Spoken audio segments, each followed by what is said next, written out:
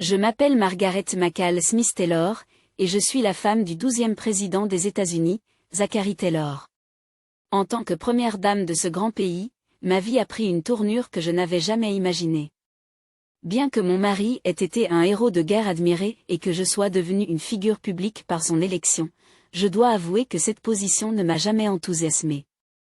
Mais laissez-moi vous raconter mon histoire, telle que je l'ai vécue entre 1849 et 1850, au cœur des tumultes de Washington.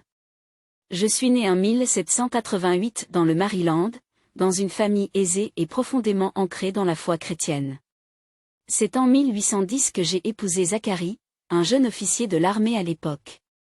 Les premières années de notre mariage furent marquées par de longs déplacements, parfois difficiles, car la vie militaire est tout sauf stable. J'ai suivi mon mari à travers les avant-postes de l'Ouest, dans des conditions souvent rudes, tout en élevant nos 6 enfants, dont 2 nous ont tragiquement quittés jeunes. Ces épreuves m'ont forgé et m'ont appris à apprécier la simplicité et le confort d'un foyer. En 1849, lorsque Zachary est élu président, notre vie change du tout au tout. Je suis alors une femme d'un âge mûr, habituée à la tranquillité et à la discrétion.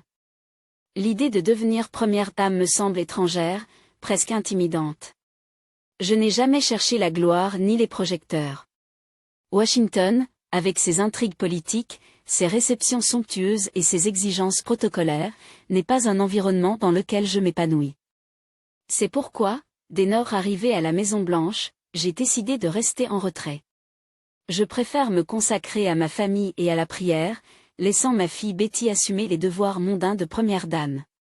Durant cette année à la Maison-Blanche, j'ai souvent observé avec inquiétude les divisions qui déchirent notre pays. Zachary, bien que militaire de carrière, est un homme profondément attaché à l'union des États. Mais les débats autour de l'esclavage et de l'expansion territoriale rendent sa tâche ardue. Nous savons tous deux que ces tensions pourraient mener à des conflits dévastateurs. Mon mari se bat pour préserver l'unité nationale, mais son mandat sera brutalement écourté. Le 9 juillet 1850, après seulement 16 mois à la présidence, Zachary meurt subitement, laissant un vide immense dans ma vie. Cette perte est un coup dur pour moi. Après sa mort, je quitte la Maison-Blanche avec un soulagement mêlé de tristesse, retournant à une vie plus paisible, loin du tumulte politique. Aujourd'hui, en repensant à cette période, je me considère avant tout comme une épouse et une mère, plutôt qu'une figure publique. Mon rôle dans l'histoire américaine est discret, mais il reflète mon dévouement envers ma famille et les valeurs qui ont guidé ma vie. Je n'ai peut-être pas brillé sous les lustres de Washington, mais j'ai soutenu mon mari dans les bons comme dans les mauvais moments, et c'est ainsi que je souhaite être rappelé.